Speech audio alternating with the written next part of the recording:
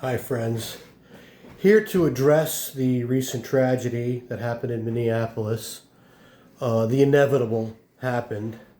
The inevitable when ICE agents were going to kill an American citizen with this unbelievable federal overreach, which is taking place in our country right now. Um, it was bound to happen.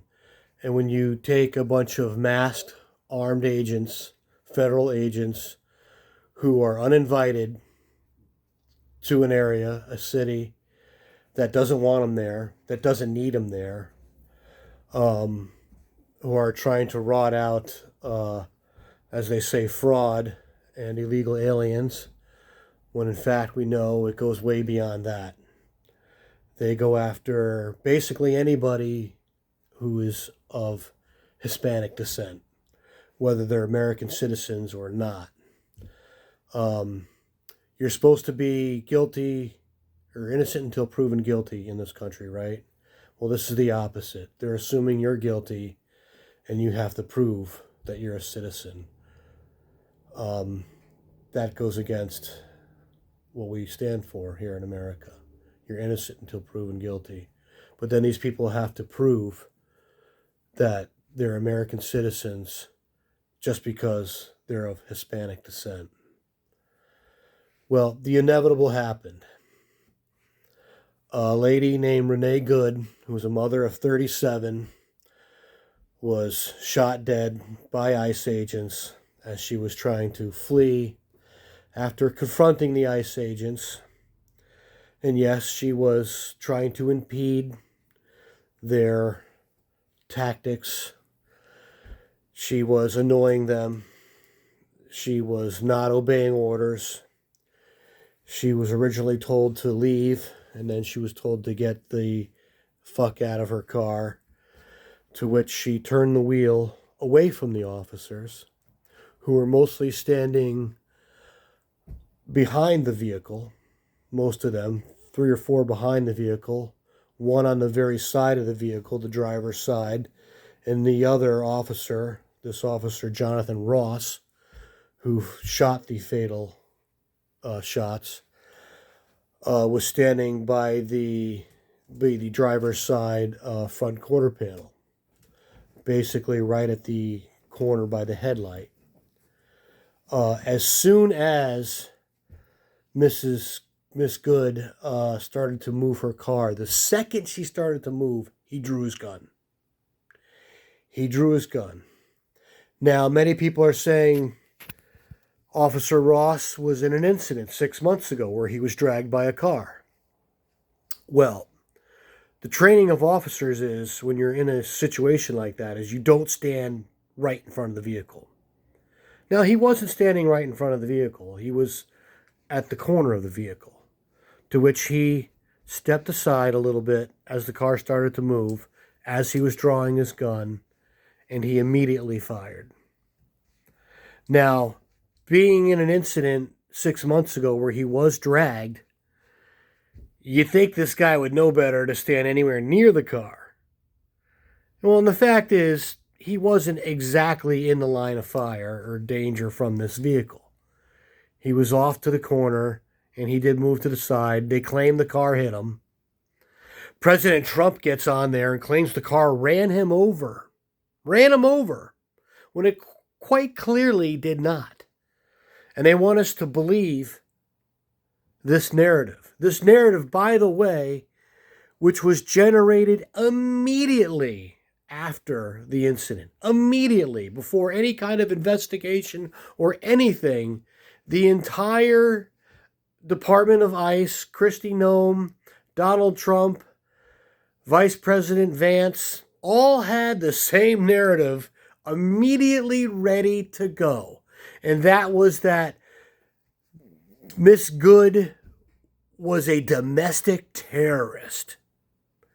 Not a mom in a minivan who was antagonizing them, yes, who was disobeying orders, yes, but was not trying to hit them. If she was trying to hit them and run them over, put her car into reverse. There was 4 agents standing behind her car. So the notion that this woman was trying to weaponize her car to run over ICE agents is a complete line of, as the mayor of Minneapolis said, a line of bullshit. That's bullshit. She did not try and run anyone over. She turned her wheel the other direction towards the passenger side to veer away. Granted, the ICE officer may not have known this. He can't see where the wheel is turning necessarily. But he was in no danger. They said he had to go to the hospital for injury treatments afterwards. Bullshit. Guarantee the guy does not even have a bruise. Doesn't even have a bruise. Maybe they had to replace a button on his pants or clean a scuff mark off his dickies. That's about it. Otherwise, the guy is 100% fine. In fact, very strongly walked away from the accident. You could see that. He's not limping in any kind of way whatsoever. Very strongly and forcefully walked away. But yet, Donald Trump, Kristi Noem, and Vance are going to be out there trying to tell us otherwise, that this woman ran him over and weaponized her car, all as part of, mind you, a vast left-wing conspiracy. This was a single mom of 3 kids whose first husband died. She was not part of any kind of conspiracy. She was a writer. She was a peaceful person who's never been arrested or anything like that. She was a good citizen.